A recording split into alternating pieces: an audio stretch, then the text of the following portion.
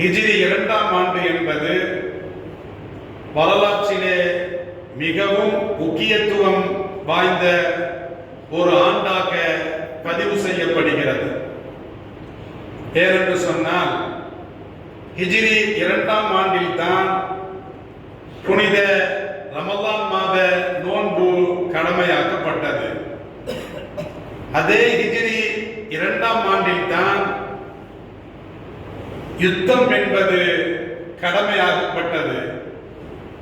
அதே ஹிஜ்ரி 2ஆம் ஆண்டில் தான் சதகத்துல் ஃபித்ர் நோன்பு பெருநாள் தர்மம் அல்லது தானிய அறம் என்று சொல்லப்படக்கூடிய சதகத்துல் ஃபித்ர் என்பதும் ஹிஜ்ரி 2ஆம் ஆண்டில் தான் கடமையாக்கப்பட்டது.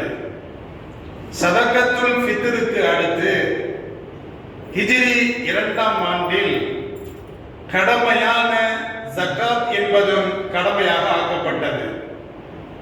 அதே ஹிஜ்ரி 2ஆம் ஆண்டில் தான் நோன்பு பெருநாள் தொழுகை என்பதும் கடமையாக ஆக்கப்பட்டது.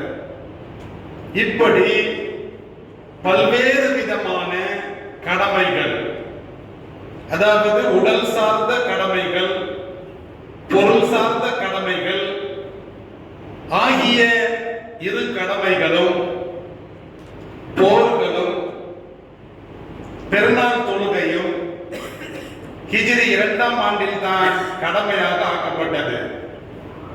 எனவே நோன்புக்கு எந்த அளவுக்கு இந்த மாதத்தில் தொடர்பு இருக்கிறதோ அதற்கும் சற்று குறைவில்லாமல் அதற்கு நிகராக ஜகாத்துக்கும் இந்த மாதத்திற்கும் அதிகமான தொடர்பு இருக்கிறது. கண்ணியமிக்கவர்களே, நோன்பு என்பது நாம் உடலுக்கு செலுத்த வேண்டிய ஜகாத். ஜகாத் என்பது நாம் பொருளாதாரத்திற்கு செலுத்த வேண்டிய ஜகாத். இப்படி இந்த மாதத்திற்கும் ஜகாத்திற்கும் தொடர்பு இருக்கிறது, நோன்புக்கும் ஜகாத்திற்கும் தொடர்பு இருக்கிறது. நோன்புக்கும்